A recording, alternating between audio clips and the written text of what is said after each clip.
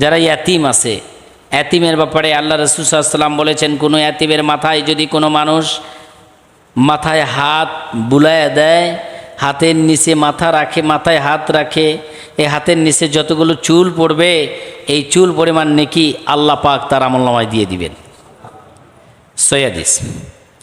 তাহলে আপনার ইয়াতিমের মর্যাদা এত আল্লাহর কাছে। রাসূল আকরাম সাল্লাল্লাহু আলাইহি ওয়াসাল্লাম নিজে একজন ইয়াতিম ছিলেন। আল্লাহ বলেছেন, আপনাকে আমি ইয়াতিম পেয়েছিলাম, আবার আপনাকে সবল করেছি। তো আল্লাহ পাক বলতেছেন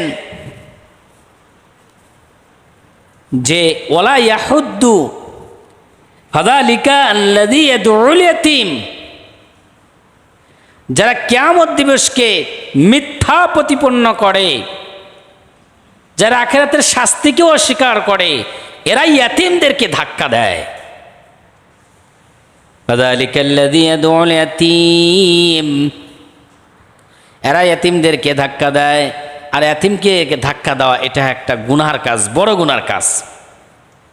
আপনার জানা আছে এই ছেলেটা ইয়াতীম, এই মেয়েটা ইয়াতীম, তাহলে তার দিকে সুনজর আপনাকে দিতে হবে।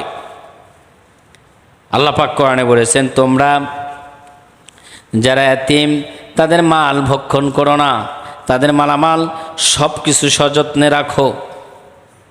যখন বালেগ হবে তখন আবার তাদেরকে তাদের বুঝ দিয়ে দাও। বড় ভাই মারা গেছে, ছোট্ট ছেলে আছে, ছোট্ট মেয়ে আছে, স্ত্রী আছে। সাধারণত বড় ভাই মারা গেলে তার যে ভাই ছোট তার উপর দায়িত্ব পড়ে, কি বলেন? অথচ সেই দায়িত্ব নিয়ে সম্পদগুলো নিজের ইচ্ছা মতো ব্যবহার করছে।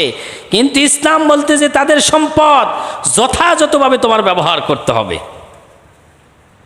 এবং মালামাল যথাযথভাবে হিসাব তাদেরকে বুঝাইয়া দিতে হবে। আর যতক্ষণ সে বয়প্রাপ্ত না হয়, প্রাপ্তবয়স্ক না হয়, ততক্ষণ পর্যন্ত তাদেরকে বুঝাইয়া দিও না সম্পদ, কারণ তাকে সম্পদ বুঝাইয়া দিলে সে ভুল করবে, সম্পদ নষ্ট করে ফেলবে। এরপরে আল্লাহ বলতেছেন, ওয়ালা ইয়াহুদ্দু আলা তুআমিল মিসকিন, আর যারা মিসকিন তাদেরকে এরা খাদ্য দিতে উৎসাহিত করে না। যারা মিসকিন, কারা উৎসাহিত করে না? যারা কিয়ামত অস্বীকার করে, আখিরাতের দিবসকে অস্বীকার করে, কিয়ামতের শাস্তিকে অস্বীকার করে, এগুলোকে বলে যে মিথ্যা। এই জিনিসগুলো যারা বলে, ওয়ালা ইয়াহুদ্দু আলা তুআমিল মিসকিন, এরা এই ধরনের লোকগুলো যারা মিসকিন তাদেরকে খানা দিতে উৎসাহিত করে না, খাওয়াইতে উৎসাহিত করে না। দেখবেন আপনি তারা কৃপণ হয়। যারা আল্লাহকে অস্বীকার করে, আল্লাহর দ্বীনকে অস্বীকার করে, আখিরাতের শাস্তিকে অস্বীকার করে, বেশিরভাগ তারা কৃপণ হয়। কৃপণ, আমাদের সিরাজগঞ্জে এরকম অনেক কৃপণ আছে। সম্পদ অনেক, কোটি কোটি টাকার মালিক, শত কোটি টাকার মালিক, দান খরচ করে না, সম্পদ কঠিনভাবে চেপে ধরে আছে। বখিলাত বুয়াদ জাম হেদে বাড়ে বার, বেহেস্তি না বাসাদ বাহুকমে খাবার। কবি বলতেছেন, যারা কৃপণতা করে তাদের জন্য সুসংবাদ হলো তারা জাহান্নামে যাবে, জান্নাতে যাবে না। নাউজুবিল্লাহ বলেন। এখন সুসংবাদ কাদের জন্য হয়? সুসংবাদ তো ভালো কিছুর জন্য হয়, কি বলেন? জাহান্নামে যাওয়া এটা কি সুসংবাদ?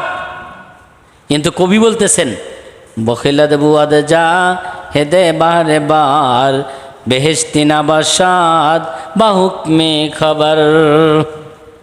যারা কৃপণ, ধনী কিন্তু কৃপণতা করে, তাদের জন্য সুসংবাদ হলো, তাদের জন্য সুসংবাদ দাও, তারা জাহান্নামে যাবে।